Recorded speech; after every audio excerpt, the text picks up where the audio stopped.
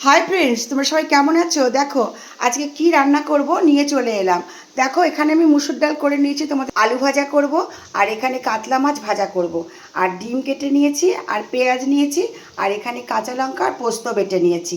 এটা দিয়ে ডিম পোস্ত করব, আর লেবু আছে সঙ্গে। আজকে আমার লাঞ্চ মেনুতে কি আছে: সাদা ভাত, তার সঙ্গে আছে উচ্ছে পেঁপে ঢ্যাঁড়স সিদ্ধ। আছে কিন্তু লাঞ্চ মেনুটা সাদামাটাই হয়েছে।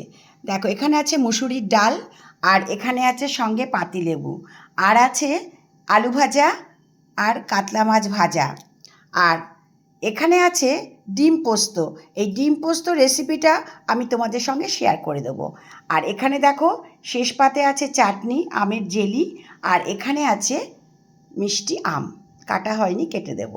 এই হচ্ছে আজকে আমার লাঞ্চ মেনু। দেখো বন্ধুরা, আমি ডিম পোস্ত রান্না করছি। ডিমগুলোকে আগে আমি হালকা করে একটু ভেজে নেব। আমি শুধু নুন মাখিয়েছি, এতে হলুদ দেব না রান্নাটায়, আর সাদা তেলে করছি। রান্নাটা পুরোটা সাদা তেলেই করব বন্ধুরা।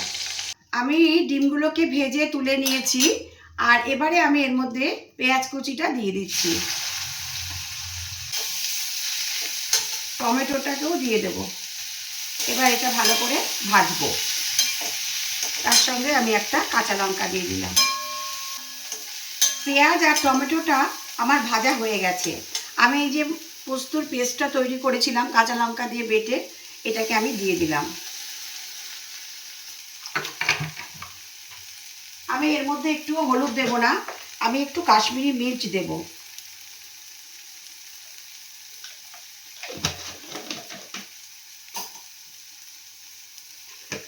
আর একটু গরম মশলা,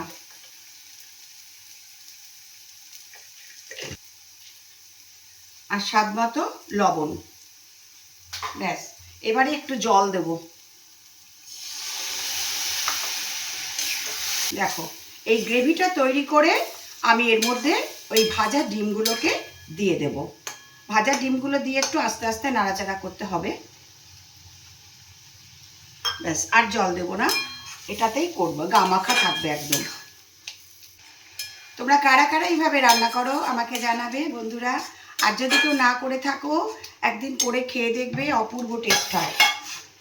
দেখো এর মধ্যে আমি এই যে ডিমগুলোকে ভেজে রেখেছি, এগুলোকে আস্তে আস্তে দিয়ে দেবো।